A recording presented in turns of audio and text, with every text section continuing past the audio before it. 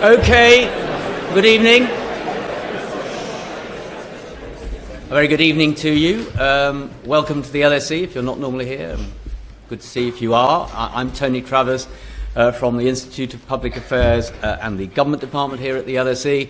This is an event co-sponsored by the European Institute. My colleague Kevin Featherstone is here in the front row. He runs the European Institute and the IPA. So welcome all. The event, as you can see, is called Clean Brexit, Why Leaving the EU Still Makes Sense. Hashtag LSE Brexit, you can see underneath there. The LSE, through the European Institute and the IPA, is running a long programme of events about Brexit, looking at all sides of the argument and at various aspects of how Brexit is going along and how it may turn out. And we've included amongst this a number of book launch type events, and this is definitely one of those. And our two distinguished speakers this evening are Liam Halligan and Gerard Lyons, Dr. Gerard Lyons. I'll just say a little bit about them each. And what's going to happen is Gerard will speak for about, well, the book is a book of two halves. The beginning is effectively about the process that the UK is currently involved in extricating itself from the EU. And then the second part, and that's what the first part of the book about, the second part of the book is about the future and what Britain should do in the future. I think I've got that right, authors, have I? Yep. And then each half is going to be spoken about by each author for about half of the time. So there'll be some choreography. It'll be more like a ballet than anything else. You move backwards and forwards across the stage. And then after that, there'll be an opportunity when they've both spoken, both authors have spoken, for questions and answers from everybody here. And then at the very end of that, there is a pile of books outside, and the authors will be happy for anybody who wishes to buy a copy to sign the books. So that's at the end at 8 o'clock. So, both Liam, I've known both Liam and Gerard for a number of years, actually, as it happens. Liam has written his weekly economic agenda column in the Sunday Telegraph since 2003. He's been a journalist on a number of UK and international outlets, certainly at Channel 4, where he made challenging programmes about government and the public services. And Gerard Lyons is a leading UK and international economist, has been an economist in the City of London for a number of years, and I knew him when he worked with Boris Johnson as Boris Johnson's chief economic advisor when Boris was Mayor of London. So they are both experienced not only in terms of public policy but also very much so in terms of economics. They've written this book. Here is a copy of the book. I should just wave it. So here it is. This is what it looks like, with a rather sort of jolly front cover. And so what I want to do now is to invite Gerard Lyons to open the evening up, and then Liam to follow, and then we'll do the same again. Ladies and gentlemen, Gerard Lyons.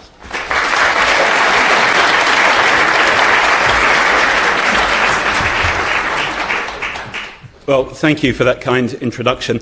Can I just make some thank yous first? First, a thank you to the European Institute here at the LSE and to its leader, Kevin Featherstone. And thank you to the Institute of Public Affairs here at the LSE and its director, Tony Travers, for inviting Liam and myself to speak here about our book, Clean Brexit. Also, not to be forgotten, we would both like to thank Antigone Balagari, who basically has organised and coordinated everything along with her helpers. She's at the back, so thank you very much indeed. She actually does a great job at all these events, so thank you. Before we get going, I should actually say I have a sort of partial association with the LSE, so I should make that clear.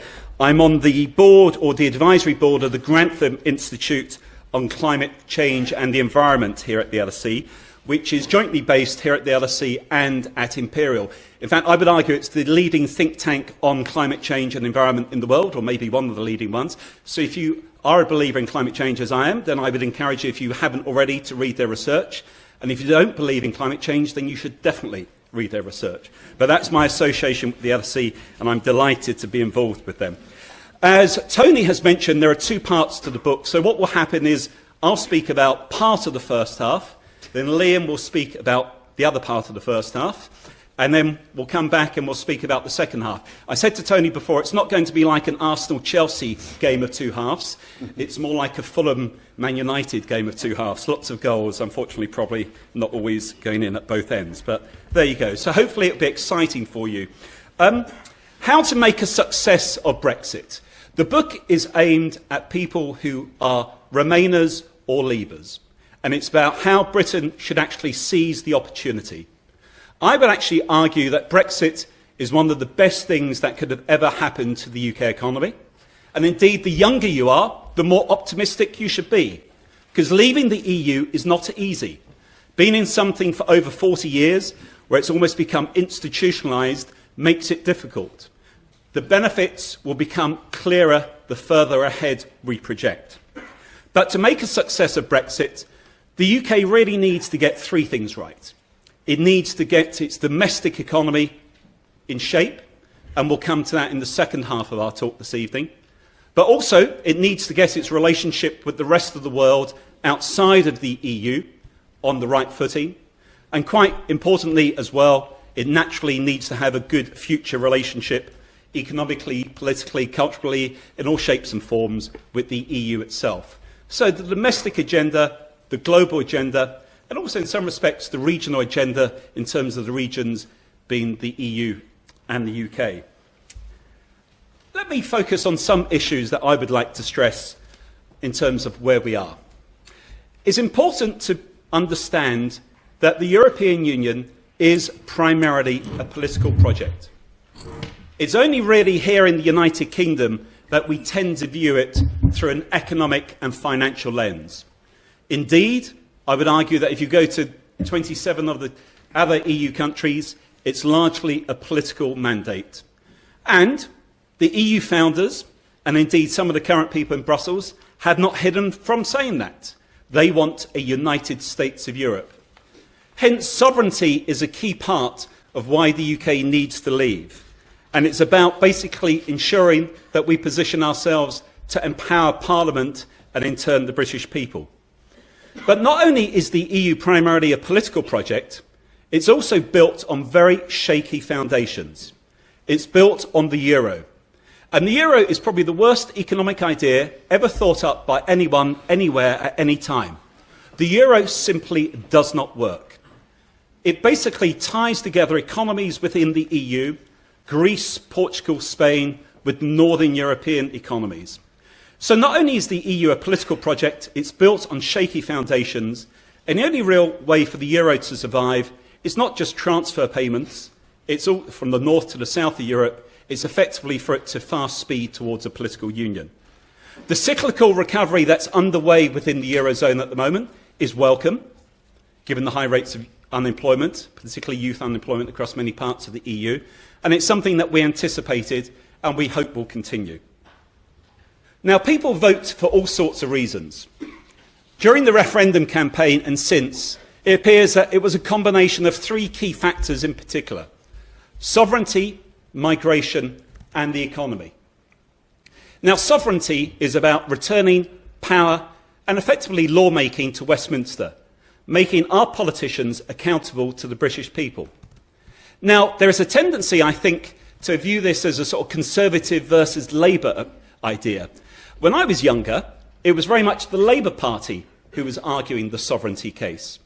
Indeed, in the referendum in 75, I was 13 at the time, I think, Peter Shaw, then one of the leaders in the Labour Party, I remember being impressed by his speech then. But you could even go back to 1962. Hugh Gateskill, the then leader of the Labour Party, at the Labour Party conference, gave a very empowering speech as to why it was not in Britain's interest to join the then EEC, European Economic Community. So whether it was Gateskill, Peter Shaw, indeed Tony Benn, sovereignty is across the party spectrum. Migration will come to later, but it's about basically addressing the need to have a sensible migration policy. And in terms of the economy, I was one of the co-founders of Economists for Brexit. That's not because every economic argument is in favour of leaving the EU, but this is no different to most other economic arguments. There are economic arguments both for and against. And in my view, the economic arguments against the EU and in favour of Brexit overpowered the arguments on the other side. But it's not easy to leave, and in the book, and indeed during the referendum campaign, I argued, and we argued, that it would be like a Nike swoosh leaving the EU, a tick, maybe if you don't buy Nike gear. It's not easy to leave.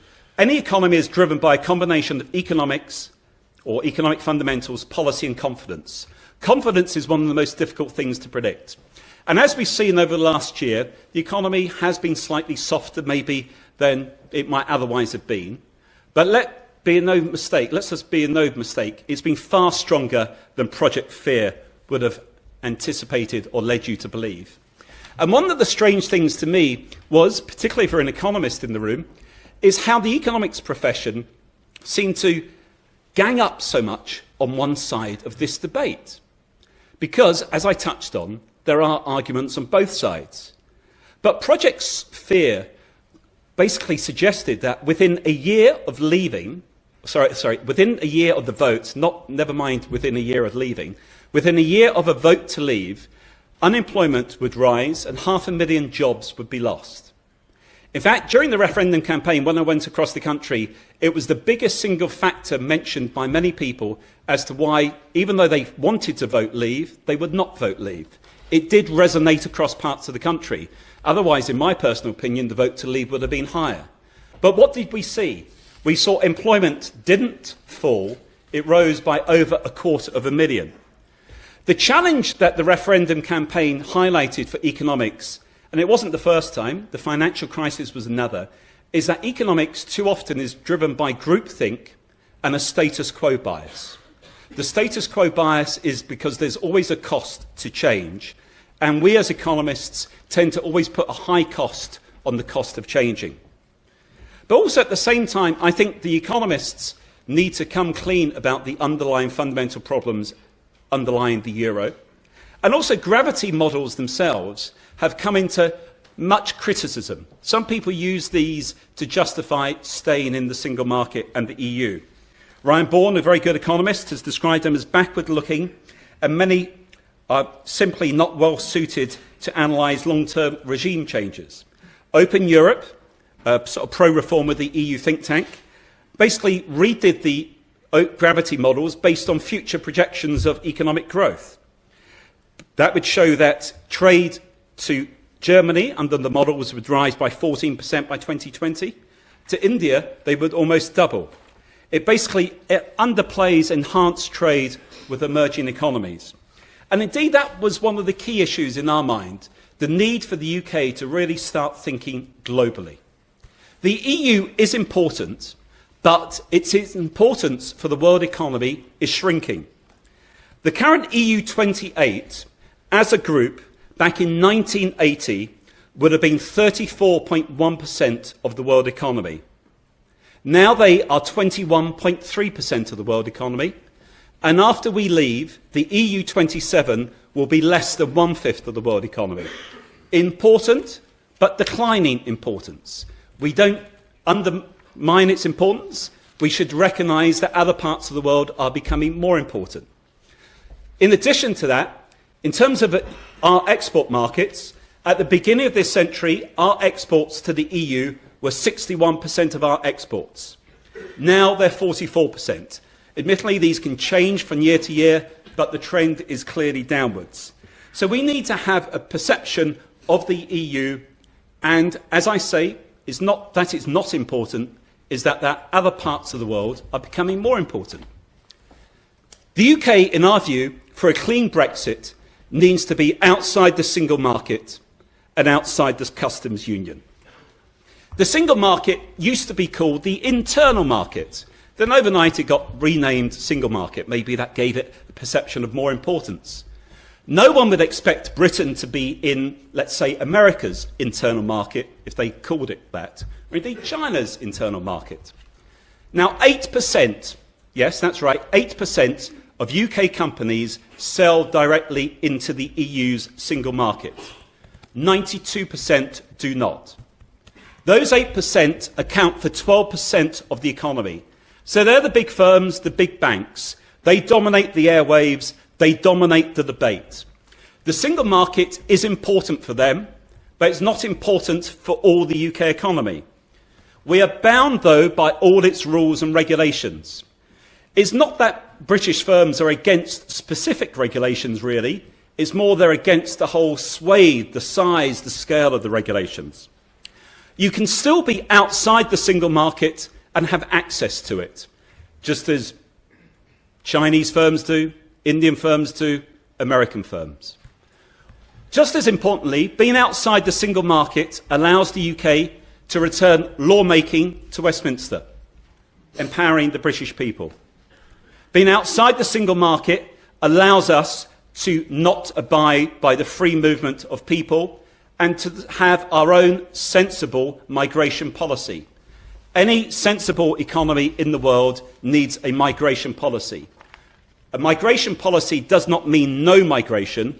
It means you basically let in the people that the economy needs, whether they're unskilled or skilled workers. You decide.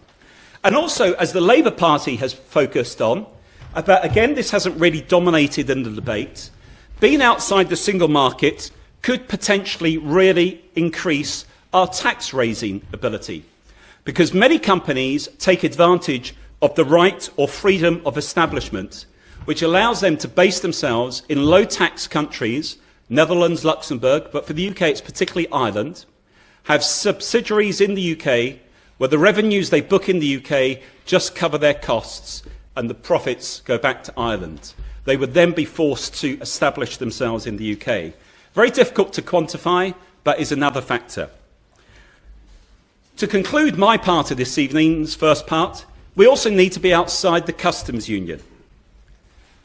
In the European Union, we've delegated the ability to do trade deals to the EU, and they're not very good at it.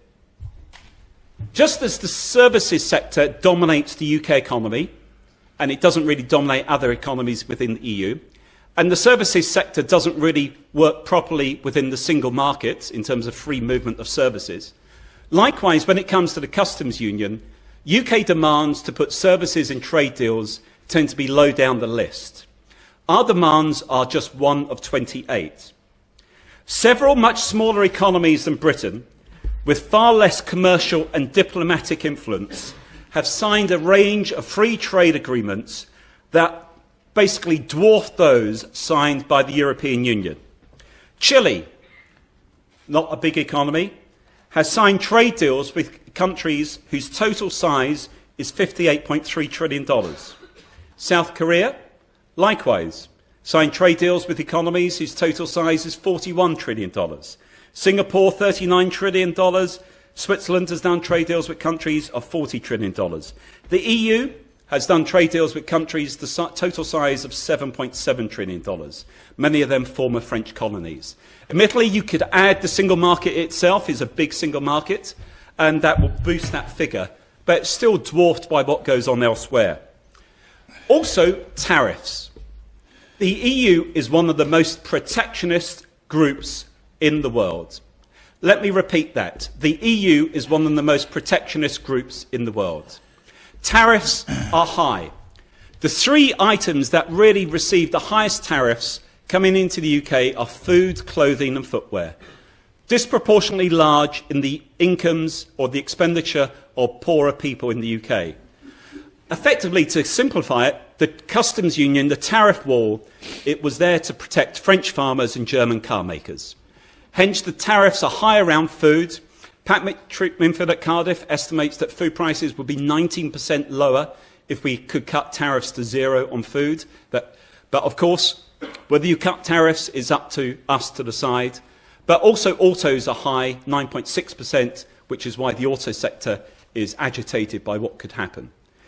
It's no doubt, to conclude my part, to say that there are costs and benefits in the near term, like in any economic debate. But when you look at the case for leaving the EU, Project Fear was wrong. Leaving the single market makes sense in terms of sovereignty, migration policy, and, I would argue, not just the tax-raising powers, as Labour's highlighted, but our ability to set policy to suit ourselves as small and medium-sized firms at home. And being outside the customs union gives us a lot more room for manoeuvre in the future when we think globally. Thank you for the first part. Over to you, Liam.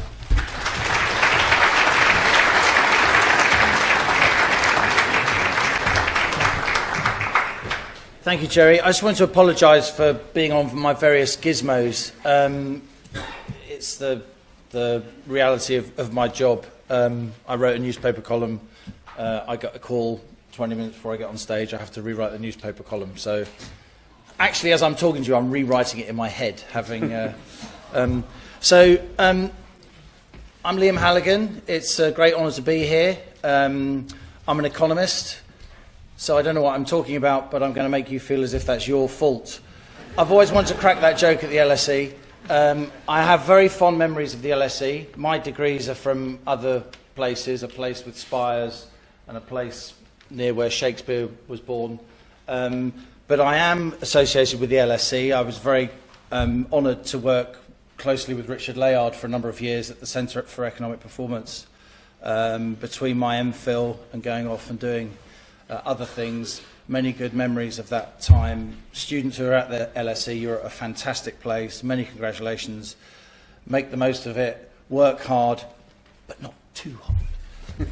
So this is an away fixture for Jerry and I guess, to keep the football analogy going. We're very aware as commentators, commercial economists who do keep close links with academia, both of us, that most of our academic colleagues think we're mad.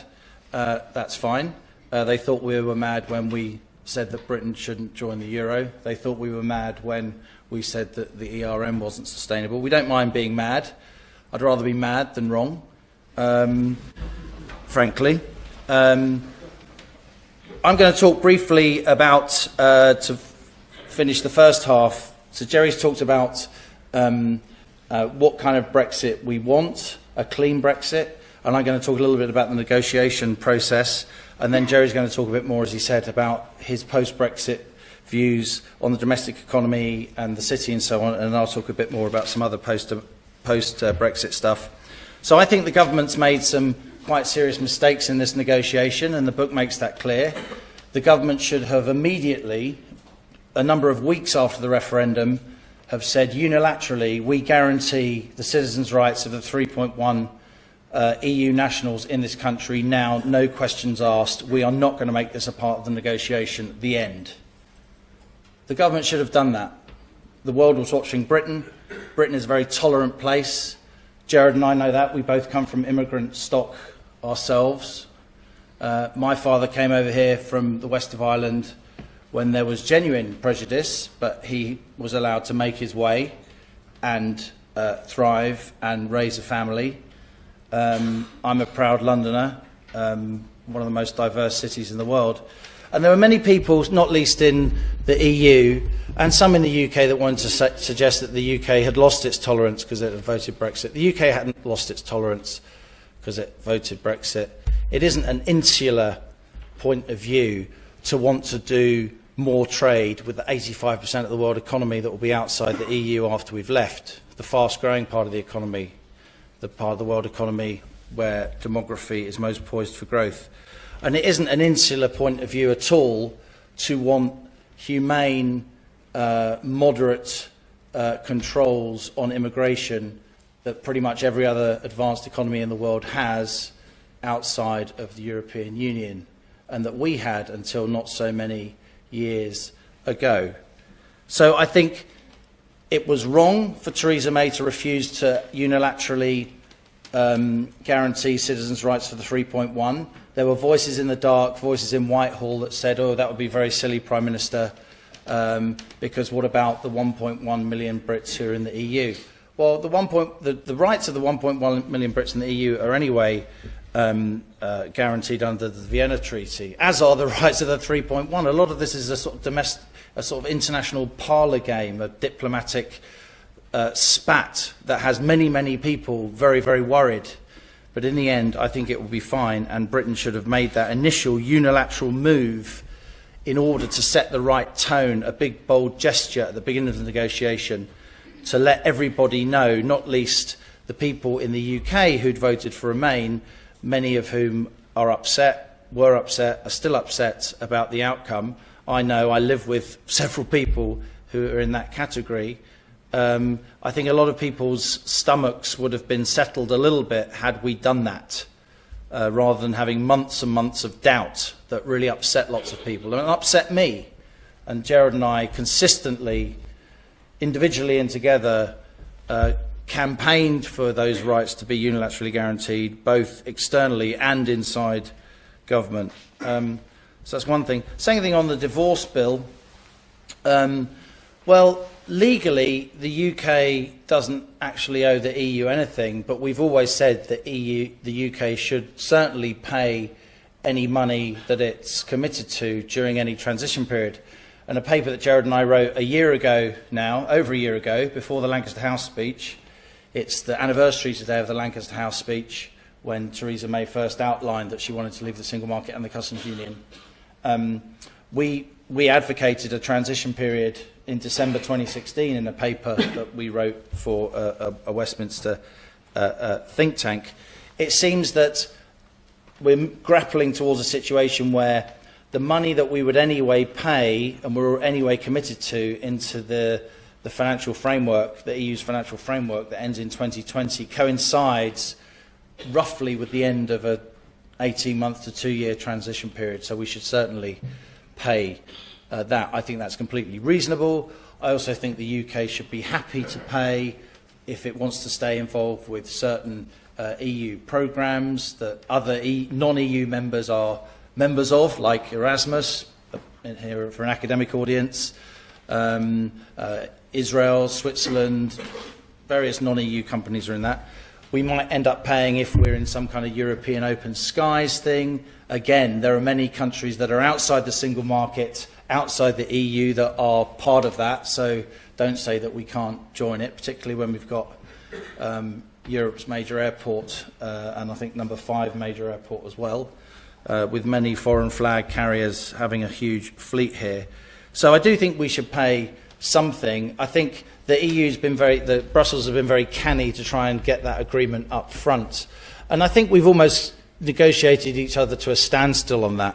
Brussels kind of says we've agreed the amount of money, and we kind of say, well, we sort of have, but not really. There's still a bit of wiggle room there. I think it'll end up being something like 20 to 30 billion pounds in the end, which isn't all that much more than we would have paid anyway, given that we're paying roughly net 10 to 12 billion a year. So that pays for the transition period on one or two other bits and pieces.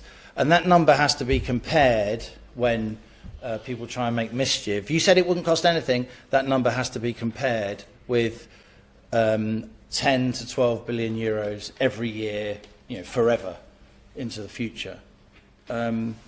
So I think we made a mistake on citizens' rights. We weren't bold enough, or the British government wasn't bold enough, where many nationalities in this room. I think we did a little bit better on the divorce bill. We didn't throw the legal niceties into the mix, where there is actually no legal requirement to pay, but we've offered to pay some, and I think we've got to a reasonable number. The other thing I'd say about the negotiation is, and I know this will really upset lots of you, but it is absolutely essential to prepare for no deal. And no deal is an absolutely okay outcome. Now let me just explain. We all know surely that if you're in a negotiation, if you've got no plan B, then you're going to be fleeced.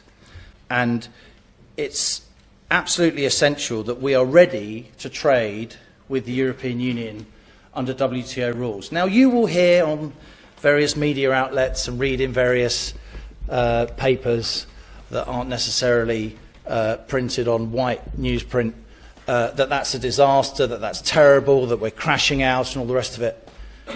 But that's just not true. We do half our trade, the UK, under WTO rules. We trade with the US under WTO rules, our biggest single country trading partner.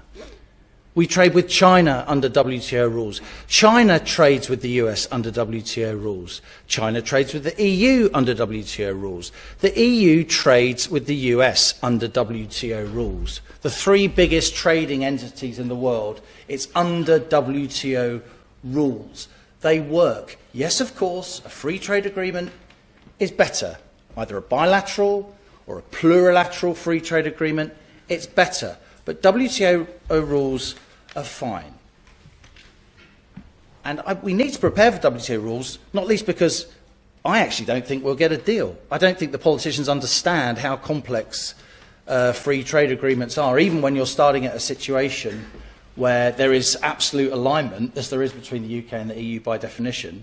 The only time a trade deal of that sort has been attempted, it's almost a sort of reverse trade deal.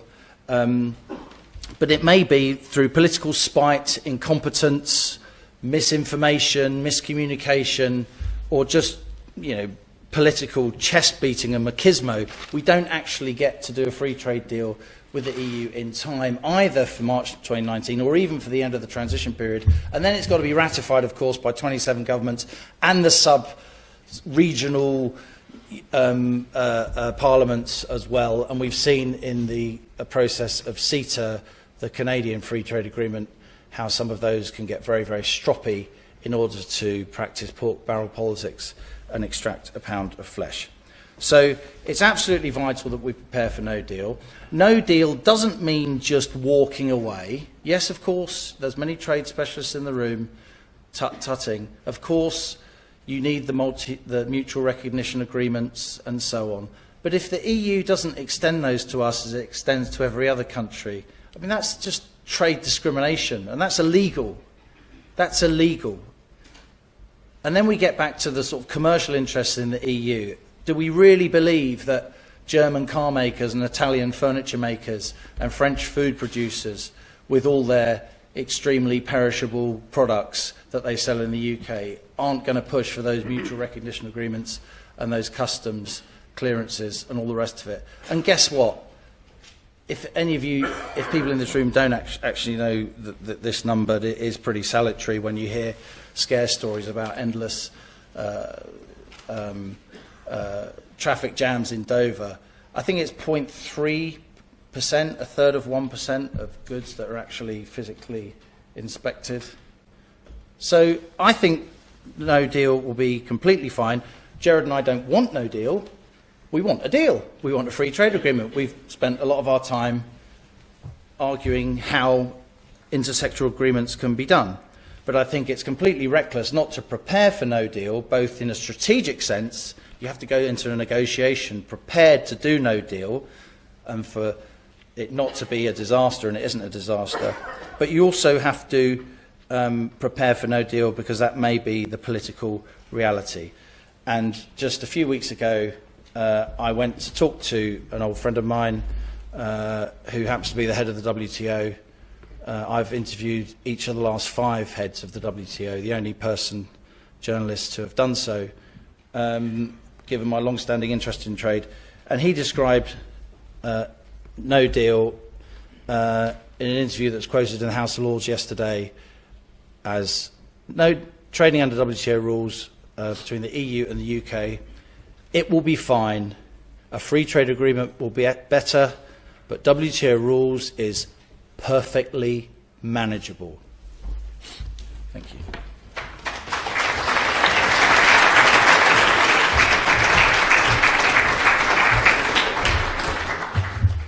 Right, thank you. I'll be very brief on this bit. Well, the book itself, there's 50 bullet points at the beginning, always important for students, they're bullet points. 25 relate to the first half, 25 to the second half of the book. But in terms of the outlook, the world economy is in a very interesting position. We're on the verge of a new industrial revolution, a 4th industrial revolution. Being in the EU, in my view, would have been like walking the wrong way on an escalator while all this is happening. The EU is centralising, controlling, regulating. What we in the UK need to be thinking about is globalisation, technical change and innovation. The big shift, preparing for the big shift. And I would say the way I would describe the second half of the book is about the 4 I's: innovation, investment, infrastructure spending, and getting the right incentives in the economy. Now, it's important to stress there are many, many, many, many things we should have been doing anyway when we were in the EU. Infrastructure spending, borrowing at record low interest rates, more effective regional policy. Now we have left, ironically, we have to do them, or we need to do them, and we can't blame Brussels if we don't do them. At the same time, competencies are being returned. The previous coalition government, very in favour of the EU, produced a whole swathe of competency reports. I read most of them. Wow, they talked about how the EU was basically intruding so many parts of our economy. In fact, the reason why it's so complex to leave highlights how much the EU had become involved, often without accountability in parts of our country. Therefore, we need to return those competencies in terms of industrial policy being one, in terms of cohesion funds. But at the same time, we need to do things we should have been doing before. But anyone who thinks the UK economy did well in the EU just needs to travel a bit more across the UK. Indeed, the thing about the referendum campaign was I was surprised by how many people were surprised by the fact that some people across the country, when given the opportunity, wanted to say, you know what, we don't think we're sharing in success. Really, in the election campaign, we said in the book, politicians tend to go to safe, say Tories, they go to safe Tory seats or Tory Labour marginals. In a referendum campaign, they had to go to places where they never normally go to, and I would tell you, some of them would probably be shocked. The UK economy really is a tale of two economies. The bit that's global doing well, and the bit that's not global and is not doing well. Productivity is low, partly because the 5 least productive sectors of the economy, as we say in the book, account for 53% of employment and a third of output. Take the regions. Earlier this year, the European Commission did their once every 3 years, I think that's it's not triannual, I think that is, once every 3 years analysis of the 263 regions of the EU. 3 of the top 5 are in Britain. Wow. London 1, Berkshire, Buckinghamshire, Oxfordshire 2, Utrecht is 3rd, Stockholm is 4th, Surrey and East and West Sussex 5th. We have another one in the top 10. We have some of the most competitive, productive regions of the European Union. But they describe the UK as having a heterogeneous, wide dispersion. Northern Ireland is one of our lowest at 145th, West Wales, the Valleys, 134th, Cornwall, Isle of Scilly, 133rd. In terms of income per head of 263 regions of the EU, South Yorkshire comes 182nd. This is an economy that needs to do more to service the domestic economy. We didn't do that in the EU, sometimes because we didn't think about doing it, and sometimes because we were constrained from doing it. The city. The UK financial sector will be the European financial sector even after Brexit. Over the last year, the city is starting to change its attitude. Google and other tech companies, since the referendum vote, have announced major investment in London. London is to be their global tech centre. Technology and finance is becoming more intertwined. More people across the city recognise that. The number of jobs that will move from the city will be marginal. Some firms naturally will have to move jobs because of their business model, but since the referendum, more firms have added staff in London, more international firms have taken on new office space.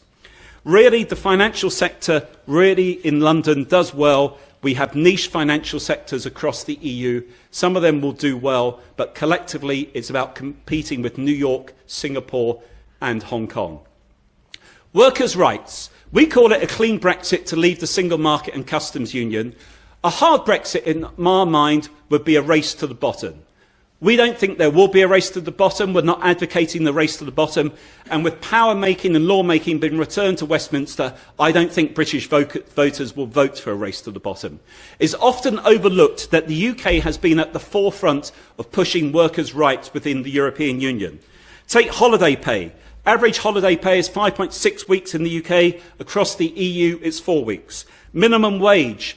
I championed the London living wage when I was at City Hall. Living wages, minimum wage across the European Union doesn't exist in 9 of the other 27 EU countries. 18 of the 28 have it. Britain has a high minimum wage compared to many other countries. There's no lower minimum wage there's no minimum wage in a number of the countries. Basically, we're at the forefront of that. Maternity leave. The EU minimum is 14 weeks with no minimum pay. UK maternity leave is 52 weeks. For the first 6 weeks, it's 90%, and then it's £140 thereafter. The UK actually has nothing to worry about in terms of workers' rights when we leave, and we as voters will make sure that's the case. Universities. Goodness, UK universities should be embracing this. If you look at the Times or indeed the QS survey of universities, there's only 2 countries that dominate globally in universities, America and Britain. We need to make sure we get more money into our universities so that we don't lose top academic staff. There is no real competitor elsewhere in the EU. The trouble is we need to have more vocational training in the UK.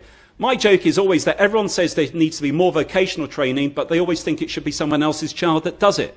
We need to actually have more vocational training, and we need to actually have a sensible approach to funding our universities. And as Liam touched on, we are not going to be walking away from all these programmes. 44 countries are in the EU science programme. A third of them are outside the EU. We can stay, and we will stay part of it. The Erasmus programme Liam touched on. The Swiss European mobility model in terms of education is another model. There are lots of options, but it's about making sure that we're positioning ourselves globally as well as not undermining our ability domestically at the same time. There are other aspects we touch on, but given the time, I'm going to leave it there. But really, the world economy is changing. To make a success of leaving the European Union, I think we need to stop thinking about how to undermine the process, and we need, not necessarily you in the room, but collectively as a nation, to combine together to make sure that we position ourselves globally, we have a good relationship with the EU, and quite frankly, we really need to be investing, innovating, and spending more on infrastructure, as well as returning competencies from Brussels to make that the case. Thanks for your time.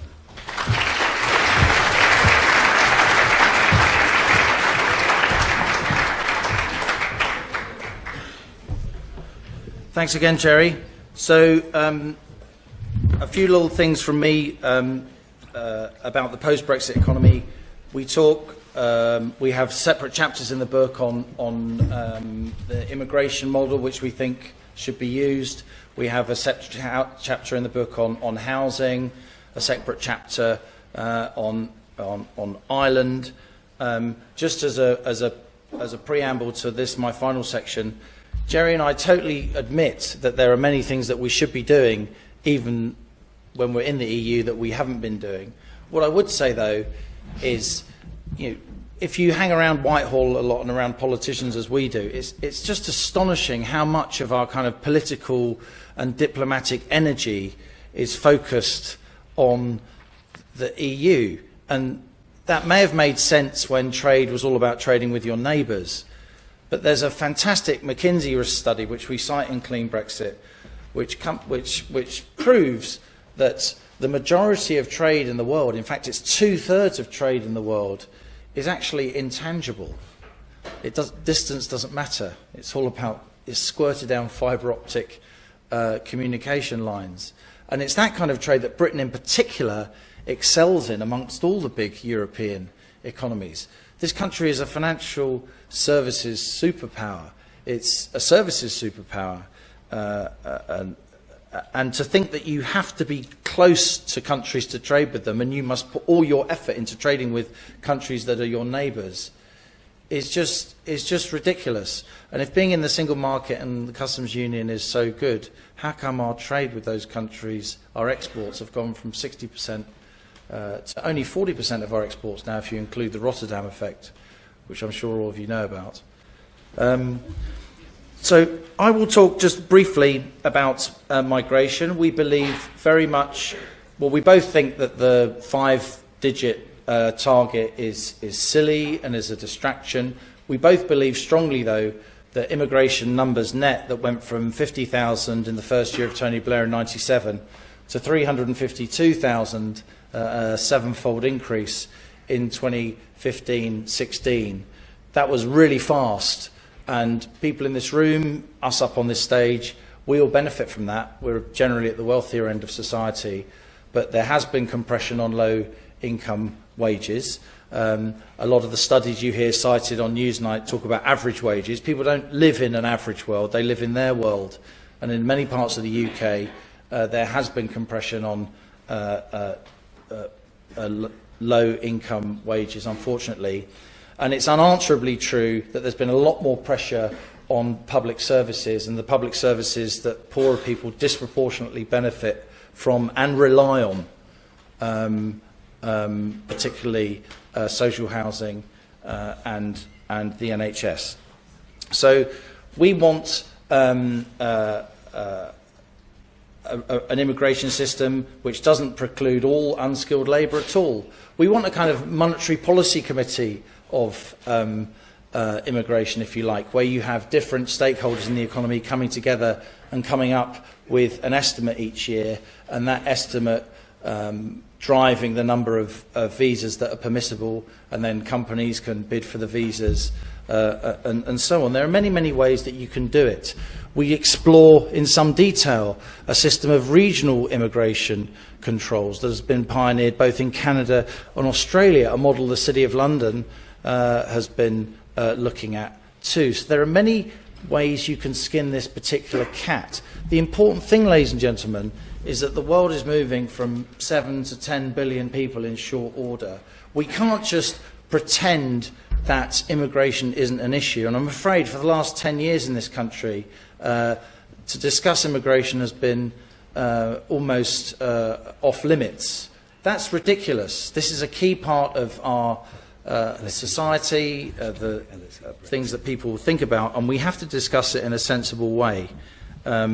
And if nothing else, while it was difficult in places and some offence was taken and some offence was deliberately caused, though not by us, at least we are now having a discussion about this, and it will be the UK Parliament filled up with British MPs directly accountable to British voters who will make these decisions, and that has to be how it will be. And there are many citizens across the EU who would like that same privilege bestowed on them as well. I personally believe that a situation where you have freedom of movement within the EU, where you have the average wage in some countries, it's less than a third of the minimum wage in other countries, that is completely unsustainable. Of course, you want some movement, but it has to be managed and ordered if public consent is going to be maintained. On Ireland, this is a subject close to my heart, and Jerry's. We're both of Irish origin, explains our personalities, I guess. But I've spoken to many, many Irish policymakers over the years, and I write a lot in the Irish newspapers. I'm very close to the debate. And all I would say is that, yes, Ireland will do everything it can to get as much benefit as it can from this situation. And I know, rightly, I have many, many cousins who live close to the Irish border and even on the Irish border in some cases. My mother's a Protestant, my father's a Catholic. Yeah, it's interesting. So I do not for 1 second underestimate the pain and the fear that this is causing. And, you know, I cut my journalistic teeth reporting the Good Friday Agreement, so I totally understand the progress that's been made and the value of that progress. But I genuinely believe it will be okay. A combination of technology and pre-clearance and collaboration between the Gardaí, the Irish border controls, and the HMRC, that already work together a lot, actually. The island of Ireland, for customs purposes from the sea, is one entity. And on anti-terrorism as well, it's one entity. We don't talk about it much because it upsets various communities, but it's true. The fact that Ireland isn't in Schengen means that when you go to Ireland, your passport is physically not physically checked, but your passport number is known because you bought your ticket on Ryanair or wherever it was, or you got on a boat, with information sharing between the two sovereigns, which happens all the time anyway, we can keep track of people. I genuinely believe it will be okay. And guess what? Relations between Ireland and England, thankfully for people like me and people like Jerry, they have not been better in 1,000 years. And I really think we can work this out. And there is not one mainstream political party that wants a hard border imposed. And I think actually, and this will offend Irish people in the audience even more. I'm sorry if that happens. But I think in the end, Irish people will not tolerate a third party telling them how to manage their relationship with the UK. The relationship is just too deep and too intertwined. And a lot of Irish people remember the bailouts imposed on Ireland to save the European banking system. We took one for the team, said Finance Minister Cowan at the time. A lot of Irish people remember having to be made to vote twice in Nice and Lisbon. A lot of Irish people are saying, oh, now we're becoming net contributors. I'm not advocating a Brexit for a moment, but I do think Ireland should keep an open mind, because no one has got more skin in this game than Ireland, of any other non-UK, any other country apart from the UK. And think about it, if the UK and the US do a trade deal, so these are massive countries, the two most important countries in the world for Ireland, economically, culturally, psychologically, all those blood ties. Imagine if Ireland couldn't join that UK-US free trade deal because it had a free trade deal with Latvia. Just think about that. That would be a game changer. And I'm saying I don't think Brexit should happen, but Ireland should keep an open mind. The last thing I'll just say is on housing. There are some things we can do outside the EU that we couldn't do inside the EU. I mean, if you guys probably aren't interested in the UK fishing industry. It's quite small economically. But I've visited a lot of fishing communities over the years. I have family who are in the fishing industry, both in Scotland and in the West Country. And what's happened to British fishing is absolutely unforgivable. And if we can resurrect our fishing community and get some of the worst poverty in the UK is just inland from now defunct or very underperforming fishing villages. If we can get our fishing industry back up again, I think it's good for environmentalists. If you talk to Greenpeace, they're extremely excited about Brexit. They don't get invited on the telly to talk about that aspect, but they are. They think it's a real chance to make the UK's fishing industry more sustainable, and it is. I think also outside the EU we can use state aid a lot more. Gerard and I are not sort of stripped down Vienna economists. We believe in a very active state. You can do things outside the EU that you can't in the EU, like free ports. You can use free ports. You can use enterprise zones. You can use local tax incentives. You can set your own rates of VAT on certain goods. I mean, how fundamental is that to a country, a democratic country, to set your own VAT? And we can use these tax incentives cleverly. There's a lot of very clever policymakers in this country. So we can use these new freedoms quite well. And the last thing I'd say is on housing. For me, and I think for Jerry too, this is, after Brexit, and maybe even including Brexit, the most important policy issue in the UK. I personally believe if the government doesn't create the conditions where there is more house building fast, more land availability, pushing the big developers into actually building the houses that they've been given planning permission for, rather than cynically not building them to keep prices high, unless young people, young professionals, young non-professionals have a chance to buy their homes the way Gerard did and I did a few years ago, then I think there'll be a proper implosion of British politics, actually. And I think within that, we could actually end up in a situation where Brexit doesn't happen. So, thank you for listening to us. we have actually, personally, individually and together, we're quite robust characters, but we have taken a huge amount of abuse for having the temerity to write a book that tries to explain why we think leaving the EU is okay. All I'd say to all of you, I'm sure many of you in this room disagree with us, and maybe we're not going to convince you to change your mind. But do have a look at the book, skim the bullet points. There are 25 bullet points on the negotiation, 25 bullet points on what we can do outside the EU once we've left. And do at least have a think about what we're trying to say. Thank you for listening to us.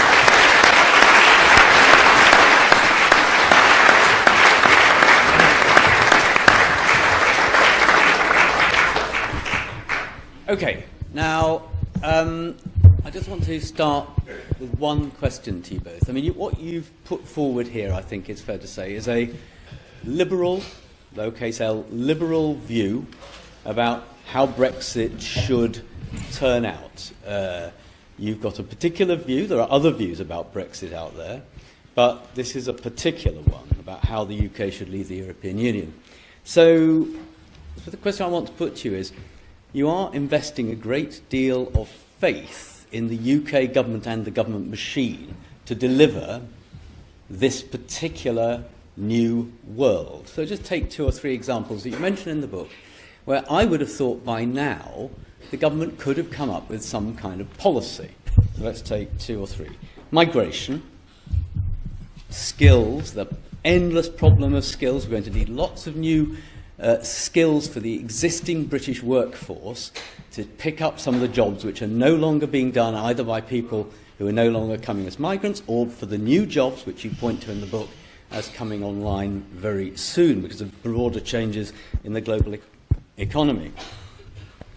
Then within the industrial strategy, not even on the subject agriculture is there a hint of where policy will go.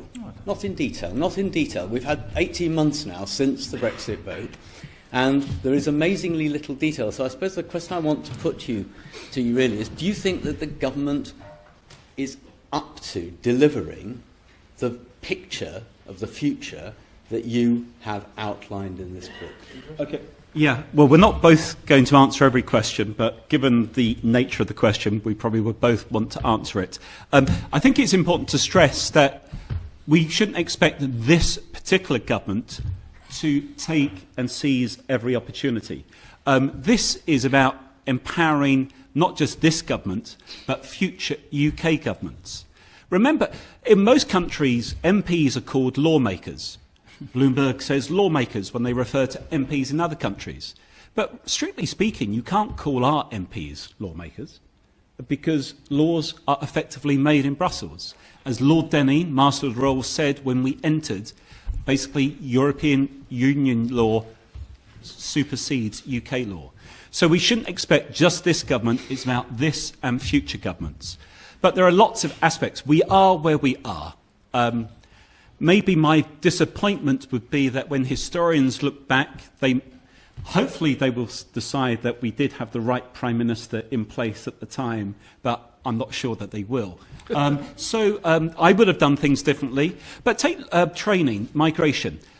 Centre for Social Justice, one of the many think tanks in Westminster, a very good one, did a great report on productivity last year.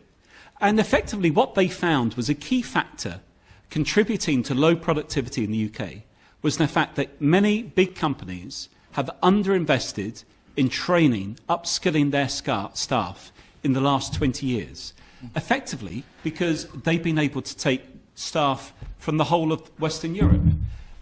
EU 15 workers get paid higher than average UK wages, so they're either in skilled sectors or in the southeast of England.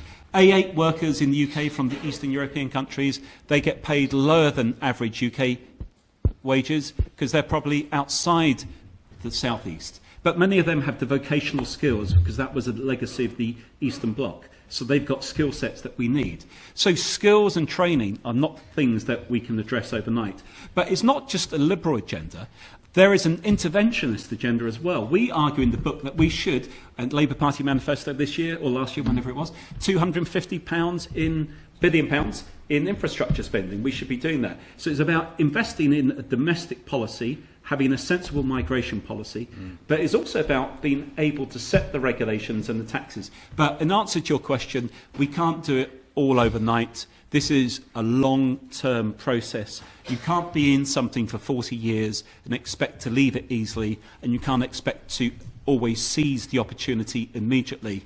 But I think once we start empowering more people, we will be surprised. Britain's biggest export is its pessimism, and that's the challenge. I'm not sure that's going to change, even over 40 years. Liam. Very briefly from me, of course, no one could think we could do everything by March 2019, and why should we? The deal that we get is, British politics for the next 20, 30, 40 years. Consultation paper on a migration policy. Sure. No, it's not that. And actually, in the process of writing a chapter on migration over the summer, Jerry and I wrote this book in 3 months flat, basically over the summer, all the way up to the end of August 2017, and it was published in 3 weeks. That's what quick turnaround publisher like Biteback can do. That does lots of sort of politically sensitive books. In the course of writing that chapter, Tony, we came across all kinds of stuff that we hadn't read about in our Economist or our FT or even some quite specialist stuff. There's a lot going on. But of course, everyone's fixated, aren't they, on the process of Brexit, the drama, the who's up, who's down, the parliamentary trench warfare that's now happening. If there hadn't been, May was right, I think, constitutionally to hold an election. Why? Because of something called the Salisbury-Addison Amendment. This is deep political nerdiness now. But that basically means that if you have something in a manifesto and you win a majority, the House of Lords cannot constitutionally stop you doing it. They can amend, but they can't stop. So she wanted to win with a manifesto that said we will leave the single market and we will leave the customs union. Because, of course, the manifesto she had was Cameron's manifesto, which was a very, very different manifesto. So I think she was right, from her perspective, to hold an election. But, of course, she had a ridiculous campaign, and she's not a great campaigner, and she was pretty badly advised. So we ended up with this hung parliament. Now, objectively, I would say, the two parties, Labour and the Tories, who ran on manifestos that said we will leave the single market and the customs union, won 82% of the vote. Right? So you can't say that wasn't a mandate for Brexit. And the two parties that were calling for a second referendum, well, the Lib Dems got the worst vote in their modern history, and the SNP lost, over a dozen seats. So I don't. The election shouldn't have complicated anything from a sort of consent point of view, but of course it upended everything from a parliamentary arithmetic point of view. And while the parliamentary arithmetic is so bad, it's not an excuse, it's just an observation. Everyone's nervous energy is so fixated on just getting the basic legislation through that there hasn't been time so far for us to be debating things like what immigration system are we going to have. And Jerry and I foresaw a lot of this, not the exact electoral outcome, but that's why, for the very beginning, I think we're the first two people to do it in any mainstream sense, to argue for a transition period, because these things simply won't be ready. Though, given the way government works, we know how government's good at delay. Yeah.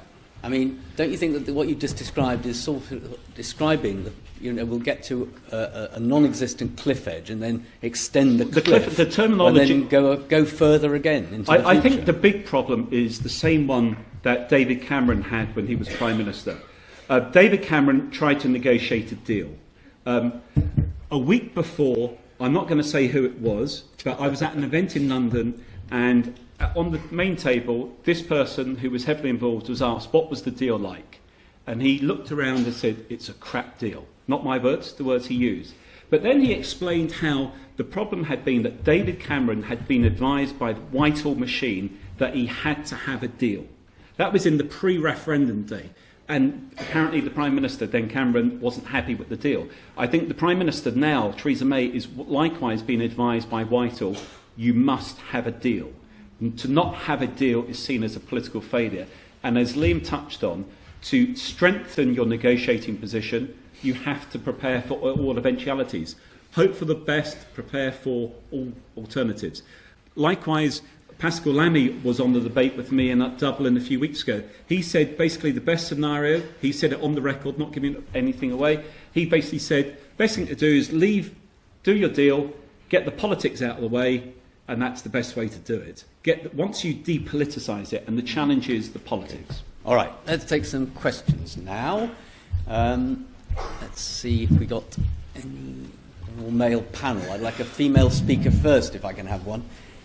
Thank you. Can I have two people there, actually, a woman and a man, and then a second female. So I've got, because it's all male panel here. All right, I'll go for the man up on with the blue shirt. Yep, go for it. Hello, thank you for your insights. I was just wondering about UK agriculture, because you touched on it that it's kind of helping the worst off people in society in terms of food costs, but once we leave the EU, average food prices are going to apparently drop about 15% once we start importing. So just in terms of the future of UK agriculture, maybe touch on food security as well. So agriculture, okay, agriculture prices falling. Hang on, let's do it three at a time. Let's do okay. Take the one, gentleman next to you, and then man over there. Next door, yeah. Yep. Hello there. So, given the importance of the transmission of knowledge, ideas, and information between skilled labor, scholars, businessmen, entrepreneurs, and the general public, what steps can Britain take to ensure that it is able to accumulate the political, social, and economic capital necessary to join the Fourth Industrial Revolution, given an uncertain domestic and foreign, divisive social and political environment? Very good.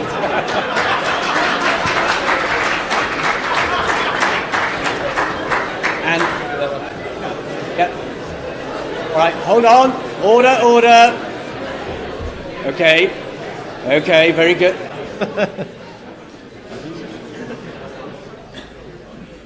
Okay, there's two men here. We'll take you both, one then the other. Go on. Yeah, thank you. I've attempted to follow the negotiation process since we started, and I'm amazed how very complicated it all appears to be.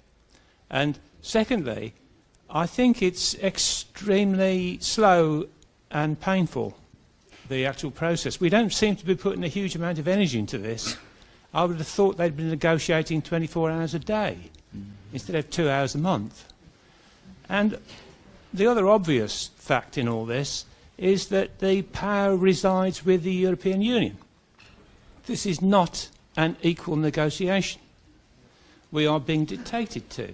I'm actually a Remainer, but I do see it as a real problem. Okay, very good. Just pass it to the man in front. Keep it moving. Yep. Hello. Yes, I think that sovereignty is a key issue, particularly for the UK. What concerns me is if we go ahead with Brexit, and I'm sure it's going to go ahead now, what happens if we get a Marxist government afterwards?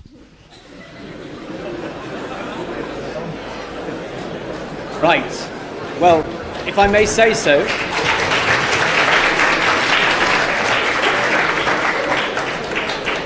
Don't you love LSE audiences? Isn't it great that there are no safe spaces at the LSE? not for you, anyway. Not for you. Never, ever, actually. Now. Thank you, Tony. Thank you. We're going to... Fantastic questions, and we want to hear a lot more. So we will answer we'll really limit ourselves and answer these very briefly. But we are hanging around afterwards if anybody wants to explore our thoughts any more. On agriculture, one of the first things the government did do was to say to UK farmers, we will extend CAP equivalent, and then for 3 years, and then there was another 2-year extension. I think all the way to 2022 in the Tory manifesto. Actually, the majority of farmers, according to an NFU survey, voted for Brexit. And I would just take issue, if I may, with your very certain assertion that food prices will rise. I don't really know where. Said down. Did you say fall? Actually, the Oh, call. did you say She fall? said they're fall. Oh, did you say fall? My 15% down. I thought you said. 15% down. I thought you said. negative impact that would have. So how does that I affect thought you then said- your average farmer? I thought you said. competing in the broader rise. world. No, I think there will be. I think there will be farmers who have been sitting on. I live in a farming district and talk to many farmers a lot. I think there are lots of farmers who are sitting on land that they're not using. They're being paid not to use, and they want to use it. I think the UK will become a lot more food self-sufficient than it is at the moment. I also think that we may even start becoming a net exporter of food if we possibly can. So clearly there is there was a big assumption that farmers would be against Britain leaving the EU, given the power of the agricultural lobby in France, in Ireland, in the Low Countries. But I think the British farming community has always been different. It's much, much more efficient than most of the EU farming community. And I think a lot of them want to compete on an international stage. Now, that doesn't, also all the money that the CAP, it's just money that goes to the big farmers by definition. If you have land, you get the money. I think there's tremendous scope, and Gove started to talk about this, rightly, I think, to reallocate some of that CAP equivalent money to support the people that really need it and do make massive environmental contributions, like hill farmers and the Celtic fringes and so on. So I think if we can distribute farming subsidies, which will remain to some degree via our own parliament rather than a sort of non-parliament, then I think there'll be much more public satisfaction and consent for and support for those farming subsidies. Yeah, Three others. Thank you. I was going to take question 2 and question 4. Question 2 was about the one you all clapped and smiled at. Basically, about knowledge, ideas, skills, etc. There's a whole host of issues here. Actually, the House of Commons had a very good debate last March on the Fourth Industrial Revolution, and there's a very good paper by Alan Mack, MP, about the Fourth Industrial Revolution. But it really comes to the heart of some of the topics we talked about in the book, actually, about innovation and investment and infrastructure spending. Over the last 40 years, despite being in the EU, apparently despite the EU being fantastic and wonderful for us, according to what I've been told, the UK's investment as proportion of GDP is right at the bottom of the G7.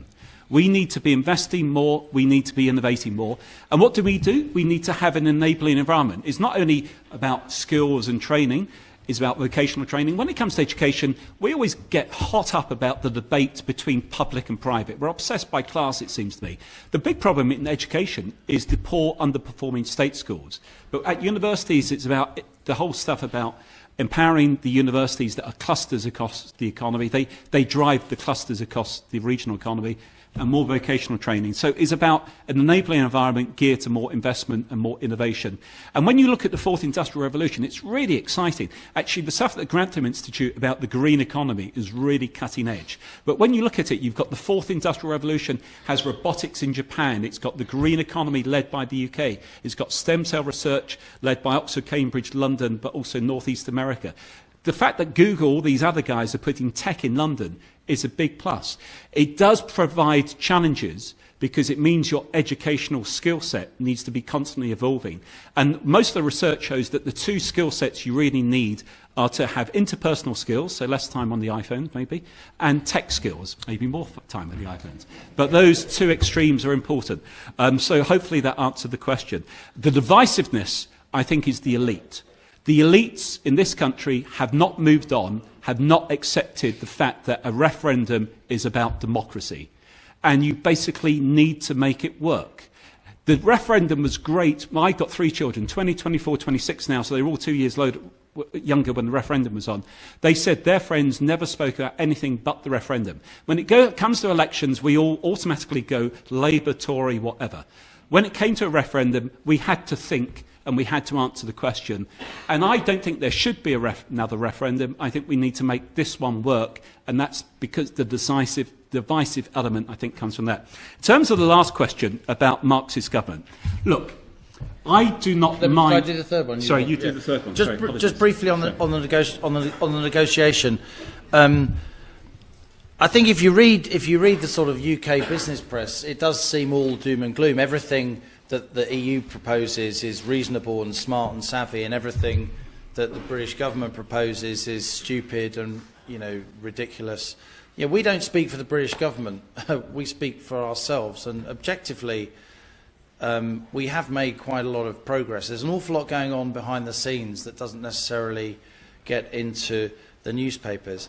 And I felt that once Merkel had been through a re-election, then Brexit would become a little bit more grown up and commercial interests would come to bear more. So the fact that Merkel has stumbled electorally and May has stumbled electorally, I think has meant that the sort of minor political players and the sort of Eurocrats have had more time in the sun. I hope in the end they're swatted away. They're swatted away. So the real grown-ups, Merkel, hopefully, if she survives, and May, if she survives, can do the lion's share of this negotiation. I think where there's been some really good stuff going on, again, you won't read about it very much. Jerry and I follow it closely. And Azevedo actually told me a bit about it when I saw him, some stuff I didn't know from his perch at the WTO. There's been quite a warm reception for the UK around the world from other trading powers. The ability of the UK now to combine with other service sector exporters to really get services into the heart of what the WTO does. You know, we've been in the single market, but the single market barely works for services. Even the European Court of Auditors admits that. Many exporting service countries in the UK, they've tried to impose their legal right to export and they've been rebuffed. A lot of countries where the EU does have existing trade deals, and you keep reading it's 63, actually only 28 of those are ratified, and a lot of those are with microstates, including the Ascension Islands, the Isle of Man, Jersey and Guernsey, I kid you not. But there are some big economies where the EU has made trade deals in 60 years of trying. So South Korea, South Africa, Mexico, Canada when it finally comes into force. Not denigrating them, just saying when you're one of 27, it's really hard to negotiate when you've got conflicting interests within the 27. But there's an awful lot of progress with these countries where the EU does have trade deals, the big economies like South Korea, South Africa. Can we roll over those deals? Can we, not cut and paste, it's never that easy, but can we roll over these deals? And you know what? Everyone told us that we couldn't, but it seems as though we can. It seems as though we can. This is a big economy. A lot of people want to trade with us. There are some things that we're not very good at. There are some things where we are absolutely world class. And of course, there will be difficulties along the way. But even if we don't get a trade deal with the EU, I would bet a considerable amount of my net worth that trade the year after Brexit will go up. Briefly. Yeah, briefly. The last question. I think the Marxism question. I think one needs to differentiate Brexit from what happens in the next UK election. Leaving the EU, I think, makes us more democratic because Parliament becomes more accountable. At the same time, we shouldn't forget that clip from that Brenda in Bristol during the last election. Another one! The British people don't really want to have another election anytime soon. I think we'll have to wait 4 years, and then it's going to be on the merits of the various political leaders and the various political parties. And if the UK government, the UK people, chooses a left-of-centre government, then good luck to them to make it work. If the UK people choose a right-of-centre government, likewise. It's up to us to decide. And the economic cycle, the political cycle is 4 or 5 years. Brexit is basically there about repositioning the UK, and it's about us to decide in 4 years' time. So I think it's a separate issue, but we shouldn't let the nature of the leaders we currently have influence the opportunity or our thinking about the opportunity from Brexit, is my personal opinion. Okay. Thank you. There's a lady there in a yellow pullover. Thank you. I need to take a question. Anybody at the back? Because I'm being a bit pro-front. Gentleman there in a cap. Useful wearing a cap. And a guy right at the back there towards the top. So, yes. These have to be short and sharp, I'm afraid. Yeah. Shall I ask? Go on. Question? Yes. I'm not doing that to them. Okay. I just want to know why did England decide to have a referendum about Europe? As actually there is not one person practically who can understand what Europe means, apart from probably some expert. We did not, sorry, I'm French, obviously. We did not even dream of going that way in France.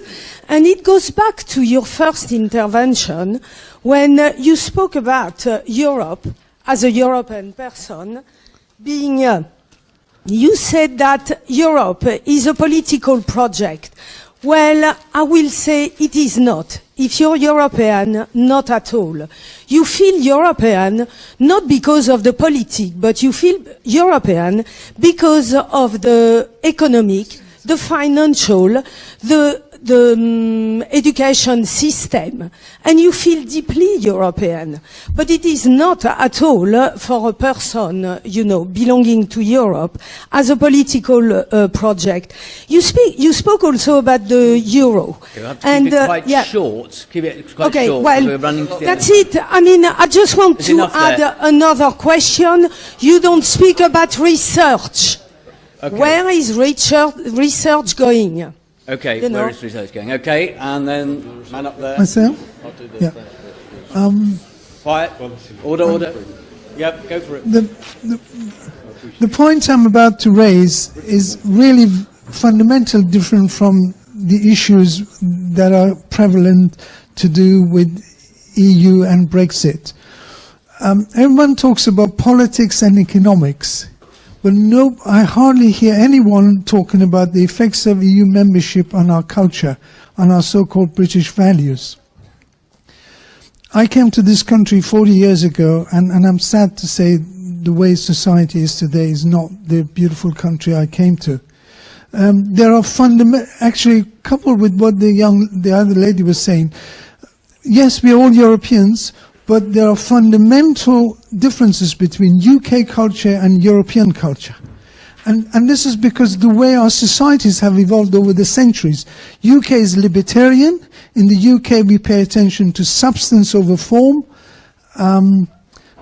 Really, it's high time that some research is done into the effects of EU membership on our culture. All right. Okay, very good. And there was a guy right at the back there. Yeah, two really quick things. Why not Irexit? Why shouldn't Greece and Italy and France and Spain and all these other countries that have had a crap deal from the EU leave? And secondly... So why shouldn't other countries follow Britain's... Follow our example, maybe. Okay. Or just, all right, that's a nice, simple, straightforward Just really quickly, isn't there a danger there's a fudge and that we just pretend to leave and kind of leave in name only? Okay, all right, and I'm sorry to everybody else, but we just have to finish on time. Choose from those as you wish. A cornucopia. Thank you for your questions, and thanks again for having us, and we will be around for a while afterwards. So, we didn't vote...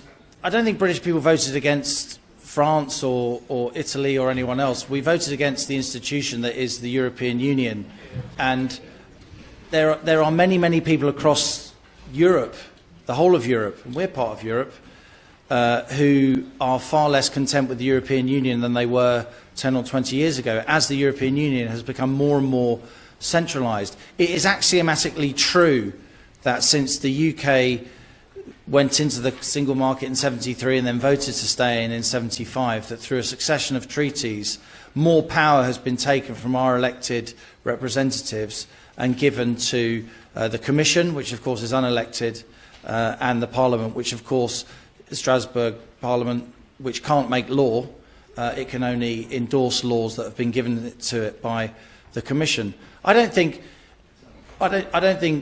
the European Union Parliament cannot propose a law. It can only check and amend laws that have been put forward by the Commission.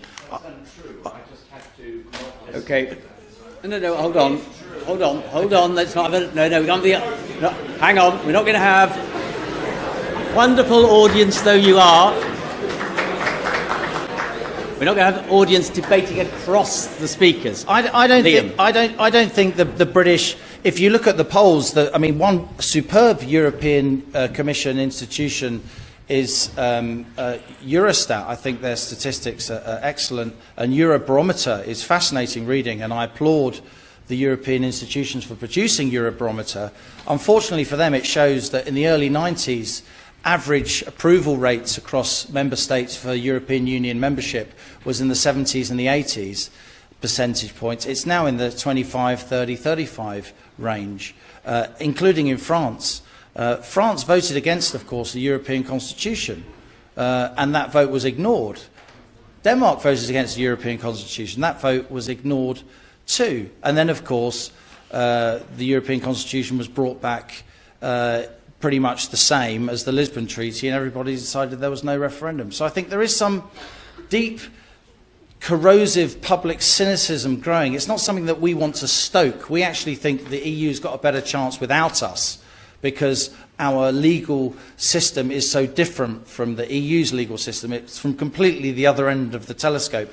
And our political history is completely different.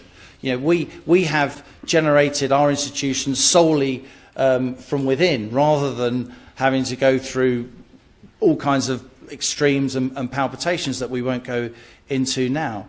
But the fact is that across the European Union, public support for this project is failing. And for many countries across the south of Europe, I'm afraid it's undeniably true, the euro has been an economic stagnation machine. And I think there's great public scepticism. Let's see what happens in the election in Italy in March. Gerard. Yeah, there are a few different points, and Liam obviously can come back. Research, the lady mentioned research. I thought I had touched on research. UK universities are at the cutting edge of research.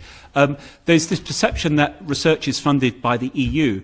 In actual fact, the UK often gives money and then it comes back. So it's all multi-layered.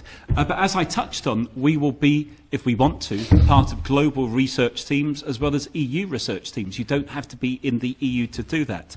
And also, the UK needs to commercialise the output of universities, which will incentivise more money to go into the university. So the research side is, I think, not a worry at all. Should other countries leave the EU? I think it comes back to my first point about, and the French lady also touched on this, that it is a political project. I remember doing Radio 4 Start the Week with Varoufakis last year, and he slated the euro, and I said, well, why didn't you leave? And basically it came down to politics and this bullying from Germany. So it's up to them, but the euro is a fundamental problem. High rates of youth unemployment, high rates of unemployment, it means the EU needs to reform. And I think the UK and the European Union need to reposition themselves in the changing, growing global economy. The Cornell University table shows the top innovative countries in Western Europe are Finland, Switzerland, the UK. But when you look at the innovation really globally, it's the Indo-Pacific, India, across East Asia, into America. America really blows people away on this. We need to compete with that. And basically, coming back to your question, I think other countries in the EU need to focus on demand. They need to focus on boosting growth, getting unemployment down. If Britain makes a success, then others might well decide to leave in the future, but the politics doesn't suggest that's likely to me. Maybe I'll touch on the culture. I think the UK is very much a global society, a multicultural society. London, actually, the census data is very interesting. Back in 1991 census, I think it was, about 1 in 8 people in London was born overseas. Now it's up to, probably 1 in 4. 38%. 38%, that's right. It was 38% from the... It's on the par with Singapore. Yeah. It's on the par with other international financial centres. So basically, London is very different to other parts of the country. What we need to do is make sure this divisive, corrosive aspect that still lives on in some of the media and some people who should know better doesn't continue. And I think the best way for that is basically get through the process. Once it's clear we are leaving, in reality, then I think we have to move on. I'd like us to move on sooner, but maybe it will have to be later. Final word, Lynn. All right, go on. And once people realise that Brexit doesn't mean that immigration ends, I think people will calm down. I mean, I think I don't think this, what's the sociological vernacular, CDE strata of society who voted for Brexit in a majority, massively disdained by much of the media class. I don't think that part of British society is racist at all. I don't think it lacks culture, by the way, either. It has its own culture. It's just not your culture. For a lot of these guys, their heroes are French and Senegalese footballers. If you go and stand on the Stretford end at Man United, as I often do, a place which 20 years ago... That is controversial. 30 years ago was racist. Cyril Regis has just died. What disgrace of Cyril Regis getting booed when he went to Old Trafford. He wouldn't get booed now, because if you ask anyone on the Stretford end, if you held a vote of the greatest United player ever, including Duncan Edwards, it would be Eric. Can we finish on a high? Get off football briefly again. One final thing to the gentleman up there. Look out for an acronym called Brexino. Brexit in name only. You're going to be hearing a lot about that. But we in the book don't think that should be the case. I think we should embrace that. I know. And Thank you for your time. I was going to say, I think what we've heard this evening is a clear exposition of a position and a view about that Brexit should occur and how it should occur. And all I'd say, as a compliment to the authors, I suspect that this is a public exposition of a position is somewhat clearer than perhaps even the government has currently managed. And that is an interesting challenge, I think, which I was sort of getting at with my question earlier on. But this is another stage in a very long debate. The authors have, and Liam definitely did, volunteered to go and have an argument out there. So if you want to go out there, you can have an argument. We've got some books to sign as well. And sign books, of course, to do that. The book is a view. There are other views, and other views will be expressed at the LSE, European Institute and IPA events, so come along to those. All I'd say by way of a final thought is this, forget whatever you think about Brexit, the debate about it has a very long way to run, so we'll see you again soon to talk about it further. Good night.